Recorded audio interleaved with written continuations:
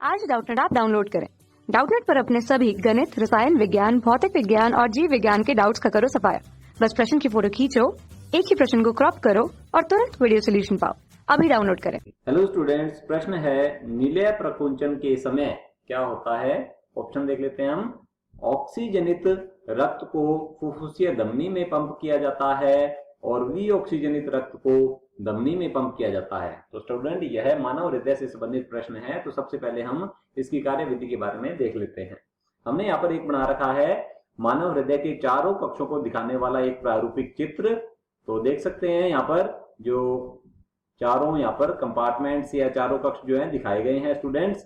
तो चार कक्ष कौन कौन से होते हैं मानव हृदय के अंदर? दो अलिंद और दो निलय, ठीक है। और यह दाएं और बाएं भाग में विभक्त होता है। तो देख सकते हैं दायां अलिंद और दायां निलय, और ये ऊपर ये बायां अलिंद और बायां निलय। स्टूडेंट, अलिंद जो है ये छोटे होते हैं और ऊपर की ओर स्थित होते हैं हार्ट के अंदर, और जो निलय है ये बड़े कक्ष होते हैं और नीचे की ओर स्थित होते हैं।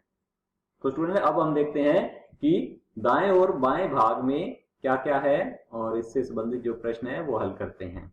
तो स्टूडेंट, दाएं भाग के अंदर आता है विऑक्सीजनित रक्त। तो मैं यहाँ पर लिख देता हूं विऑक्सीजनित रक्त जो है वो कहाँ आएगा स्टूडेंट्स? विऑक्सीजनित रक्त ये कहां से आता है स्टूडेंट? ये आता है मानव के अंगों से। मानव के अंग जो हैं या मानव की जो कोशिकाएं हैं वो ऑक्सीजन को तो ग्रहण कर लेती हैं और CO2 रक्त में छोड़ देती हैं, और वह रक्त जो है आ जाता है इस दाएं भाग में। और स्टूडेंट, बाएं भाग में आता है फेफड़ों से रक्त, जो कि ऑक्सीजनेशन के द्वारा आता है, और ये होता है स्टूडेंट ऑक्सीजनित रक्त। तो लिख लेते हैं ऑक्सीजनित रक्त।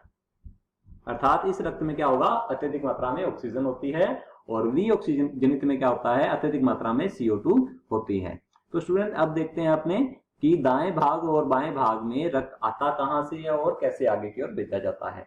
स्टूडेंट, आलिंद जो होते हैं इनके अंदर रक्त लाती हैं शिराएं, और नीलियों से रक्त ले जाने वाली जो होती हैं वो होती हैं धमनियां, ठीक है।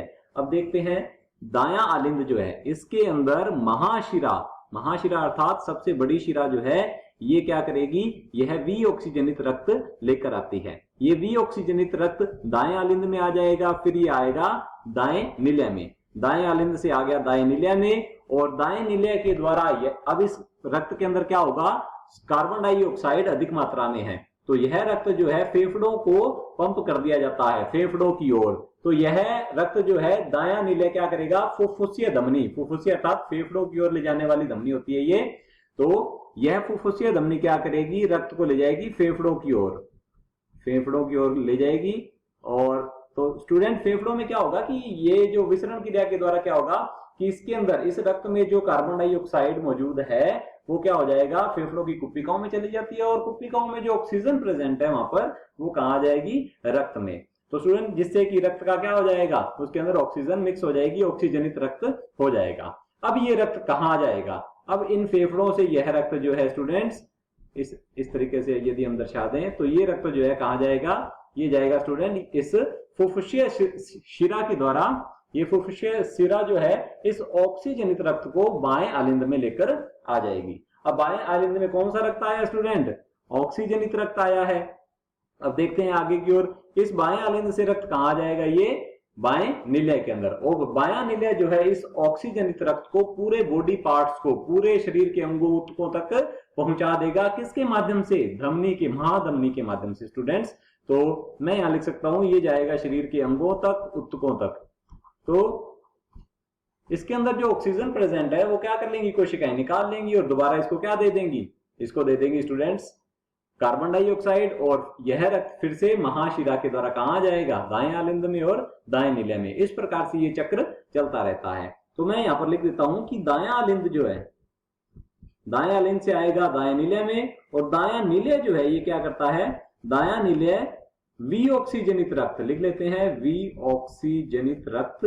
स्टूडेंट, किसमें पंप करता है ये? ऑक्सीजनित रक्त ये पंप करेगा स्टूडेंट्स फुफ्फुसीय धमनी में। तो लिख देते हैं फुफ्फुसीय धमनी।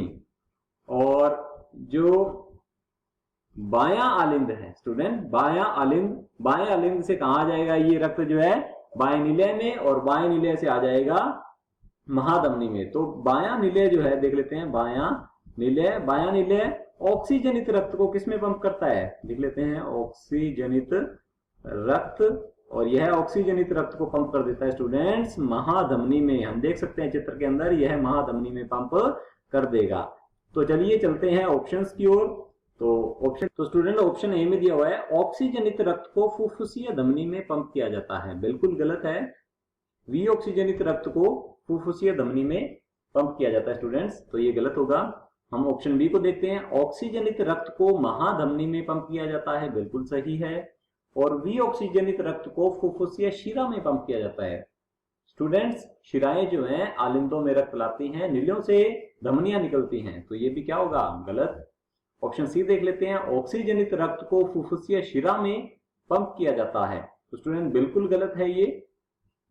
और ऑप्शन डी देख लेते हैं ऑक्सीजनित रक्त को महाधमनी में पंप किया जाता है, बिल्कुल सही है। और वी ऑक्सीजनित रक्त को फुफ्फुसीय धमनी में पंप किया जाता है, ये भी बिल्कुल सही है। देख सकते हैं आप, वी ऑक्सीजनित रक्त फुफ्फुसीय धमनी में और ऑक्सीजनित रक्त महाधमनी में पंप किया जा रहा है, बिल्कुल सही उत्तर डी रहेगा। कक्षा 6 से 12वीं से लेकर नीट, IIT, JEE वो एडवांस के लेवल तक 1 करोड़ से ज्यादा छात्रों का भरोसा। आज ही डाउनलोड करें डाउटनेट ऐप या व्हाट्सएप करें अपने सारे डाउट्स 8400 400 400 पर।